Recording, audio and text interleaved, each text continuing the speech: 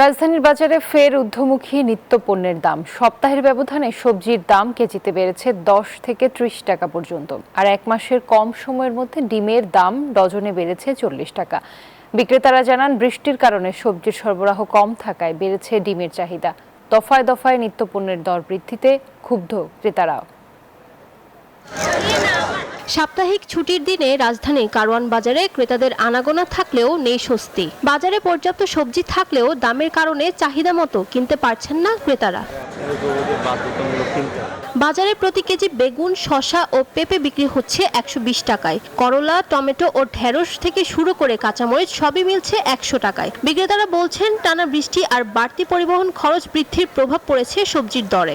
কাঁচামালের বারে ঘরে কমে, কালকে যে দাম মাল পেয়েছে আজকে কেজিতে 20 টাকা বাড়তি। অন্যান্য দিনের চাইতে শুক্রবারে একটু সবজি, মাছ, মাংসের দাম একটু বেশি। তো আমাদের মধ্যবিত্ত পরিবারের জন্য ক্রয় করাটা একটু কষ্টসাধ্য। সবজির উত্তাপ ছড়িয়েছে আমিষের বাজারেও। নিম্নবিত্তের আমিষের প্রধান উৎস ডিমের দাম এক মাসে 4 দফায় বেড়ে এখন প্রতি ডজন ঠেকেছে 140 টাকায়।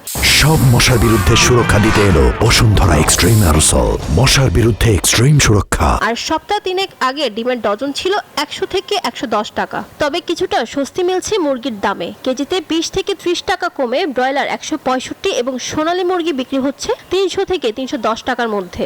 চাহিদা কম, মাল বেশি হলে তো কোরবানিতে অনেকজন বিক্রি করে দিতে আসছে। এই বিষয় নিয়ে বিক্রি করতে কোরবানি খাওয়া কম, তেলের দামটা একটু বাড়তি, এই কারণে গাড়ি ভাড়া একটু কস্টিংটা বেশি লাগতেছে। এই মাল একটা প্রভাব মিলেই একটা ডিমের দাম বাড়ে। লাগামহীন এই মূল্য বৃদ্ধির ফলে জীবনযাত্রার ব্যয় সামলাতে হিমশিম খাচ্ছে নিম্ন ও মধ্যবিত্ত পরিবার।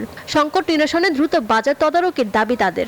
দ্রব্যমূল্যের মূল্যগুলো যে হারে বাড়ছে, পরিবহন ব্যয়টা কিন্তু সেই হারে বাড়েনি। যদি 10 পয়সা বাড়ে, এটাকে 10 টাকা চিন্তা করি। দ্রুত মনিটরিং না করলে প্রত্যেকটা দরিদ্র কষ্ট পাবে। গত 19 এপ্রিল সব ধরনের জ্বালানি তেলের দাম বাড়ায় সরকার। এর প্রভাব পড়েছে বিভিন্ন পণ্যের দামে, এমনটাই মনে করেন অনেকেই। ফারজানা রিয়া, নিউজ 24, ঢাকা।